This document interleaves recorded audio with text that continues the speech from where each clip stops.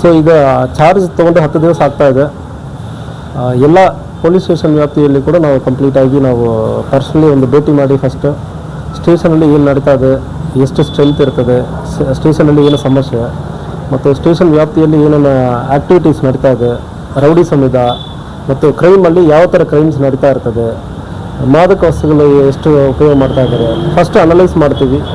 ಮತ್ತು ಪ್ರತಿಯೊಂದು ಸ್ಟೇಷನಲ್ಲಿ ಆಫೀಸರ್ಸ್ ಪರಿಚಯ, ಪರ್ಸನಲಿ ಬಂದು ನೋಡಿ ಆಫೀಸರ್ ಪರಿಚಯ ಮಾಡೋದು, ಮತ್ತು ಸ್ಟಾಫ್ ಕಡೆ ಇಂಟ್ರ್ಯಾಕ್ಟ್ ಮಾಡೋದು, ಅವ್ರಿಗೆ ಎಷ್ಟು ಮಟ್ಟಕ್ಕೆ ಅವರು ಮಾನಿಟ್ರ್ ಮಾಡ್ತಾರೆ.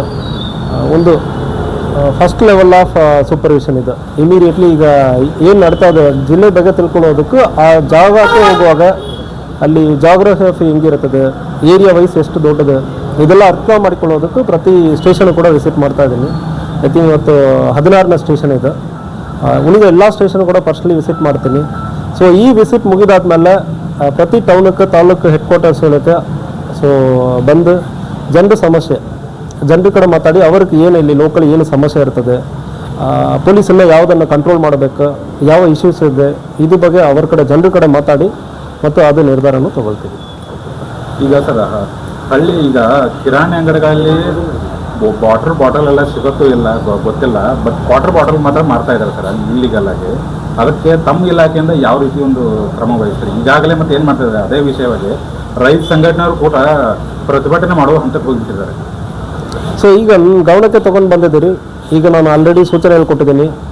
ಪರ್ಟಿಕ್ಯುಲರ್ಲಿ ಒಂದು ಎಕ್ಸೈಸ್ ರೈಡ್, ಮಾದಕ ವಸ್ತುಗಳು, ಕ್ಲಬ್ ಮತ್ತು ಮರಳು ವಿಚಾರ ಇದು ಎಲ್ಲಿ ನಡೀತದೆ ಅಂದರೆ ಕೂಡ ನೀವು ಪತ್ರಕರ್ತರು, ಮಾಧ್ಯಮ ಮಿತ್ರರು, ಸಾರ್ವಜನಿಕರು ನಮ್ಮ ಡಿಸ್ಟಿಕ್ ಪೇಜ್ SP ಪೇಜನ್ನು ಸೋಷಿಯಲ್ ಮೀಡಿಯಾ ಪೇಜ್ಗಳಲ್ಲಿ ಫೇಸ್ಬುಕ್ ಇರಲಿ, ಇನ್ಸ್ಟಾಗ್ರಾಮ್ ಇರಲಿ, ಟ್ವಿಟರಲ್ಲಿ ನೀವು ಶೇರ್ ಮಾಡಿ ಎಲ್ಲಿ ಏನು ನಡೀತಾ ಇದೆ ಅಂದರೆ ಮಾಹಿತಿ ಕೊಡ್ತಾರೆ ಅಂದರೆ ಕೂಡ ನಾವು ಪರ್ಸನಲಾಗಿ ಮಾನಿಟ್ರ್ ಮಾಡಿ ಅಲ್ಲಿ ಏನು ನಡೀತಾ ಇದೆ ಅಂದರೆ ನಮ್ಮ ಗಮನಕ್ಕೆ ಬರ್ತದೆ.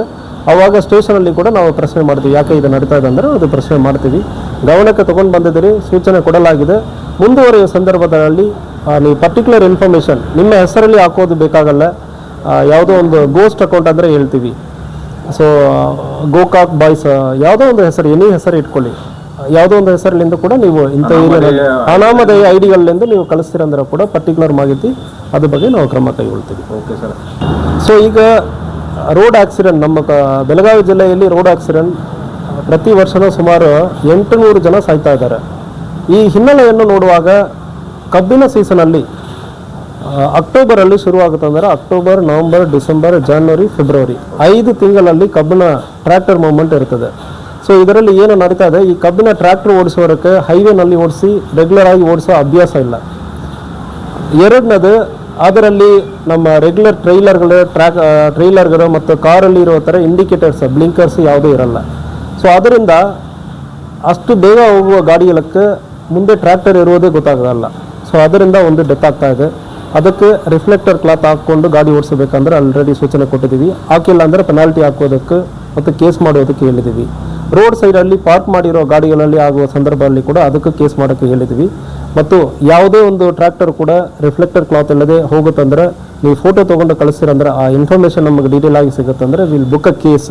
ನೀವು ಫೋಟೋ ಮೇಲೂ ಕೂಡ ನಾವು ಕೇಸ್ ಬುಕ್ ಮಾಡೋದಕ್ಕೆ ರೆಡಿ ಇದ್ದೀವಿ. ಎರಡನೇ ವಿಚಾರ, ಕುಡಿದು ಬಿಟ್ಟು ಕೆಲವರು ಗಾಡಿ ಓಡಿಸ್ತಾರೆ.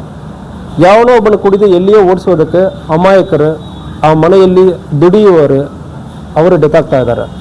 ಸೊ ಇತ್ತೀಚಿನ ಸಂದರ್ಭದಲ್ಲಿ ಕುಡಿದು ಗಾಡಿ ಓಡಿಸಿ ಯಾವುದು ಒಂದು ವೇಳೆ ಯಾವನೋ ಕುಡಿದು ಬಿಟ್ಟು ಗಾಡಿ ಓಡಿಸಿ ಇನ್ನೊಬ್ಬರ ಸಾಯಿಸುವ ಸಂದರ್ಭದಲ್ಲಿ ಮರ್ಡರ್ ಕೇಸಕ್ಕೆ ಈಕ್ವಲೆಂಟ್ ಆಗಿ ಕಲ್ಪಬಲ್ ಹೋಮಿಸೈಡ್ ಅಂದರೆ ಹೇಳ್ತೀವಿ.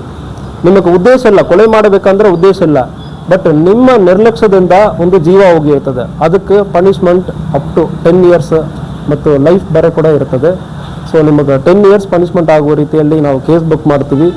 ಒಂದು ವೇಳೆ ಆಕ್ಸಿಡೆಂಟ್ ಆಗುವ ಸಂದರ್ಭದಲ್ಲಿ ಕೂಡ ಪ್ರತಿಯೊಬ್ಬರಿಗೆ ಈಗ ಅವರು ಕುಡಿದಿದ್ದಾರೆ ಅಂದರೆ ತಕ್ಷಣ ಚೆಕ್ ಮಾಡೋಕ್ಕೆ ಹೇಳ್ತಾ ಇದ್ವಿ. ಒಂದು ವೇಳೆ ಕುಡಿದಿರುವ ಸಂದರ್ಭದಲ್ಲಿ ಅಟೆಂಪ್ಟ್ ಟು ಮರ್ಡರ್ಗೆ ಈಕ್ವಲೆಂಟ್ ಆಗಿ attempt to culpable homicide 110 BNS ಅಲ್ಲಿ ಕೇಸ್ ಬುಕ್ ಮಾಡಿರ್ತೀವಿ ಮತ್ತು ಅವರನ್ನು ಕೋರ್ಟ್ಗೂ ಕೂಡ ಪ್ರೊಡ್ಯೂಸ್ ಮಾಡ್ತೀವಿ. ಸೊ ಇಂಥ ಕ್ರಮಗಳನ್ನು ಕೈಗೊಳ್ಳುತ್ತೀವಿ. ಆ ಸಂದರ್ಭದಲ್ಲಿ ಇವರ ಕೈಯಲ್ಲಿಂದ ಕೂಡ ಕಾಂಪನ್ಸೇಷನ್ ಕೊಡಬೇಕಾಗುತ್ತದೆ. ಕುಡಿದು ಗಾಡಿ ಓಡಿಸುವ ಸಂದರ್ಭದಲ್ಲಿ ಜೈಲಕ್ಕೂ ನೀವು ಹೋಗ್ತೀರೋ, ಕೈಯಲ್ಲಿಂದ ಕೂಡ ನೀವು ಕಾಂಪನ್ಸೇಷನ್ ಕೊಡಬೇಕಾಗುತ್ತದೆ.